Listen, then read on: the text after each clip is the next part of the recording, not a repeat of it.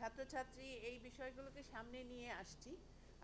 আমরা জুলাই আগস্টের পরে অনেক বেশি তরুণদের দিকে হয়তো ঝুঁকে পড়েছি, কিন্তু ওনাদের জন্য আসল জায়গাগুলোতে কাজ করছি কিনা।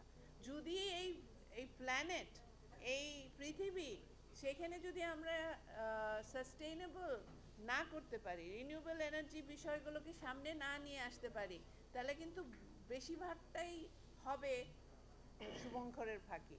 বলা হবে যুবদের জন্য, ভবিষ্যতে ওরা নেতৃত্ব দিবে। তো পৃথিবী বাঁচলে, পৃথিবীকে আমরা যদি সম্মান করি, সংরক্ষণ করি, তাহলে না এই প্ল্যানেটকে।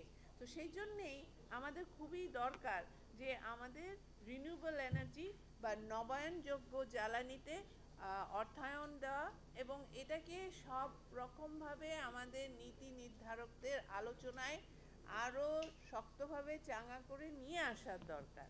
আমাদের উদ্দেশ্য হলো এই ফেস্টিভ্যালের আয়োজনের মধ্যে দিয়ে একেবারে প্রান্তিক থেকে শুরু করে নীতি নির্ধারক সবাইকে একটা জায়গা, একটা প্ল্যাটফর্ম তৈরি করে দেয়া। অবশ্যই এখানে ছাত্রছাত্রীরা থাকবেন, বুয়েটের যারা গবেষক তারা থাকবেন, উদ্যোক্তা যারা তারা থাকবেন, গবেষক যারা তারাও থাকবেন। কিন্তু আমরা চাচ্ছি যে এই প্ল্যাটফর্মটা যেন এভাবে তৈরি হয় এবং এই আপনাদের মধ্যে দিয়ে ছড়িয়ে যায়। গণমাধ্যমে যে আমি সবাইকে অনেক ধন্যবাদ দিতে চাচ্ছি, আপনারা অনেকে এসছেন গণমাধ্যম কর্মীরা, আপনারা যেন এটা ছড়িয়ে দেন যে আসলে যদি বাংলাদেশের পরিবর্তন চাই, নতুন বাংলাদেশ গড়তে চাই, তাহলে এই বিষয়গুলোকে বাদ দিয়ে হবে না। আমরা চাচ্ছি যে এই উৎসবটা প্রযুক্তি উদযাপন নয়, বরং একটি প্রতিশ্রুতি বা আমাদের দেশের টেকসই ও সবুজ ভবিষ্যতের জন্যে, নির্মাণের জন্যে যেন আমরা কাজ করতে পারি। এই ফেস্টিভ্যালের মাধ্যমে এই 2 দিন আমাদের আলোচনা হবে, ফেস্টিভ্যাল হবে। একটা মেলা, ফেস্টিভ্যালে কি হয়, অনেক আনন্দ ফুর্তি হয় না, সেটাও হবে। আবার এখানে যেহেতু এটা রিনিউয়েবল এনার্জির উপরে ফোকাস করছে, সেখানকার আইডিয়াসগুলো নিয়ে আসবে।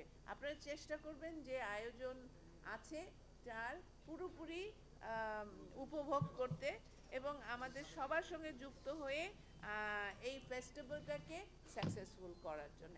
আপনারা জানেন যে আমাদের সঙ্গে আমরা তো একলা কোনো কাজ করি না, আমরা বুয়েটের সঙ্গে করছি, ইটকলের সঙ্গে করছি, আমাদের সঙ্গে আছে বিএসআরই এর মোস্তফা আল মাহমুদ সাহেব, উনি প্রেসিডেন্ট, মিস্টার মুকাদ্দিম সারওয়ার আছেন সিনিয়র ভাইস চেয়ারম্যান অফ ইটকল। তো ওনারাও বলবেন যে ওনারা কেন এর সঙ্গে যুক্ত হয়েছেন, আর কি আশা করতে পারে এবং আগামীতে কি হতে পারে। সো আমার জায়গা থেকে এইটুকুই। আমি এখন অনুরোধ জানাচ্ছি মোস্তফা আল মাহমুদ সাহেবকে।